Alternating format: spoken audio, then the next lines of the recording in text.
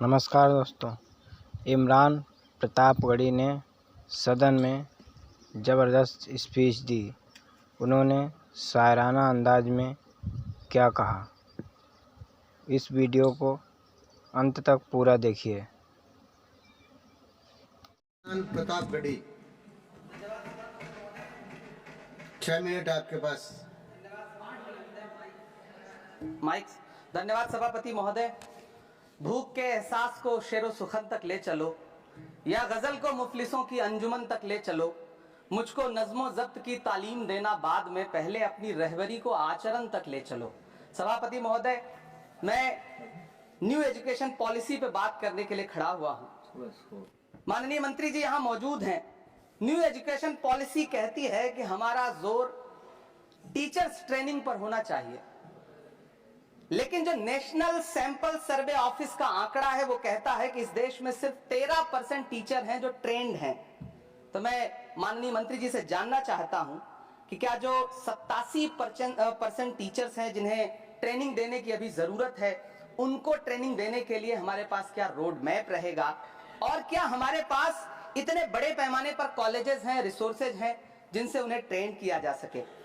हमारी new education policy कहती है कि टेक्नोलॉजी पे जोर दिया जाए, और टेक्नोलॉजी के सहारे पढ़ाई को हमने कोविड के दौरान देखा भी है कि किस तरह से बच्चों को टेक्नोलॉजी के सहारे पढ़ाया गया।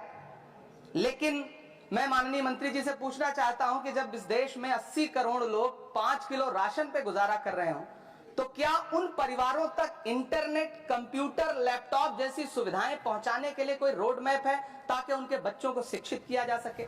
मैं एक बहुत महत्वपूर्ण बात और सभापति महोदय यहां कहना चाहता हूं कि माइनॉरिटी कम्युनिटी से जुड़ा हुआ जो मदरसा एजुकेशन का पैटर्न है, उस पे बहुत गंभीरता से माननीय मंत्री जी से पूछना चाहता हूं कि जो न्यू एजुकेशन पॉलिसी है, कुछ मदरसे ऐसे हैं जिनको सरकार रिकॉग्नाइज करती है, लेकिन कुछ बड़े शिक्षण संस्थान हैं, नदवा और देवबंद जैसे, क्या न्यू एजुकेशन पॉलिसी के कॉन्टेस्ट में आपने इन बड़े संस्थानों से डायलॉग करने का कोई मानक या कोई बातचीत शुरू करने का प्लान बनाया है या नहीं, ये मैं पूछना चाहता हूं। और एक बहुत महत्वपूर्ण बात मंत्री जी से मैं पूछना चाहता हूं कि बहुत सारे माइनॉरिटी इंस्टीट्यूट थे जहां पर स्कॉलरशिप का प्रावधान था, लेकिन आपने मौलाना आजाद नेशनल फेलोशिप को एक झटके में बंद कर दिया। हजारों लाखों छात्र जो उस स्कॉलरशिप के भरोसे अपनी शिक्षा ग्रहण कर रहे थे। एक तरफ प्रधानमंत्री जी कहते हैं सबका साथ सबका विकास, एक हाथ में कंप्यूटर एक हाथ में कुरान, लेकिन जब स्कॉलरशिप आप बंद कर देते हैं तो गरीब तबके से आने वाला अल्पसंख्यक समुदाय के जो बच्चे हैं, उनकी शिक्षा व्यवस्था को लेकर के, उनकी शिक्षा को आगे बढ़ाने को लेकर के आपके पास क्या प्लान है।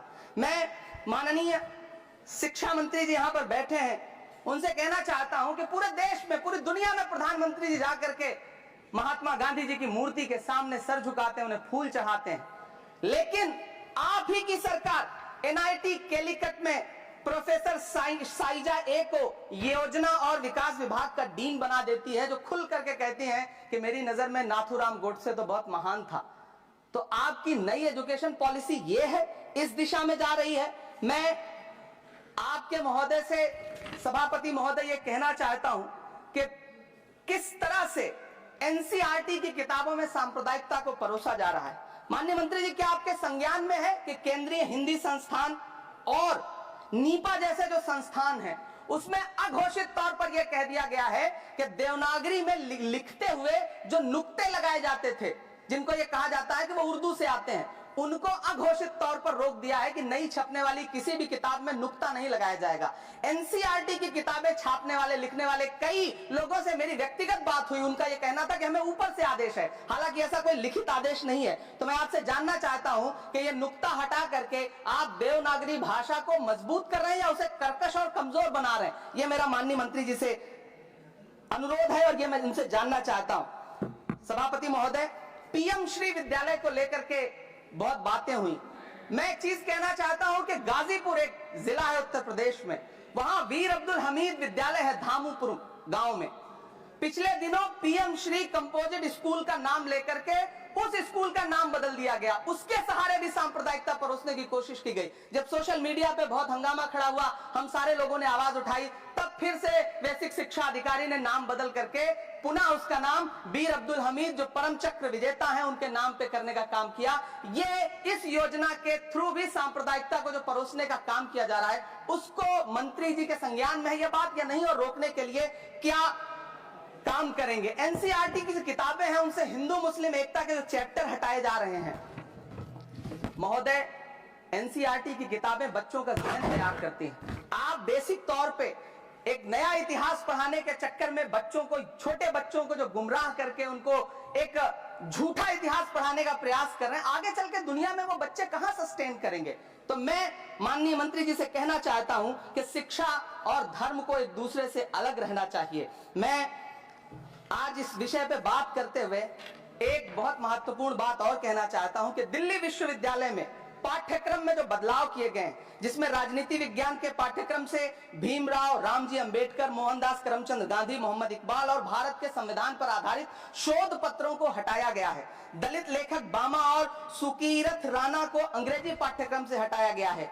क्या ये चीजें माननीय मंत्री जी के संज्ञान में है? समय बहुत कम है। मैं इस नई एजुकेशन पॉलिसी पर आदरणीय मंत्री जी से और सरकार से इतना कहना चाहता हूं कि आप बदलाव के नाम पर ये जो नई चीजें लेकर के आ रहे हैं, कैंपस में जिस तरह की गुंडागर्दी है, अभी एक माननीय सदस्य ने बोलते हुए जेएनयू का जिस तरह से जिक्र किया कि जेएनयू में इस तरह के नारे लगे, कुछ नकाबपोश लोग आते हैं, नारे लगाते हैं, चले जाते हैं, पुलिस सालों साल गुजरने के बाद उन नकाबपोश लोगों को ढूंढ नहीं पाती है। इतने प्रतिष्ठित शिक्षण संस्थानों को बदनाम करने के लिए जो तरीका सरकार इस्तेमाल कर रही है वो बहुत शर्मनाक है। पिछले दिनों एक महिला भी नकाबपोश, जिसने छात्रावास में लाठी बरसाई थी, डंडे चलाए थे, वो आज तक उसकी पहचान नहीं की जा सकी, दिल्ली पुलिस उसे ढूंढ नहीं सकी। जामिया की लाइब्रेरी में जिस तरह से लाठियां बरसाई गई थी, उनके जख्मों के निशान आज तक नहीं सूखे हैं। अलीगढ़ मुस्लिम विश्वविद्यालय को लेकर के वहां के सांसद जिस तरह की भाषा का इस्तेमाल करते हैं, वो बहुत शर्मनाक है। माननीय मंत्री जी और सरकार से मैं आपके माध्यम से पूछना चाहता हूं और ये कहना चाहता हूं,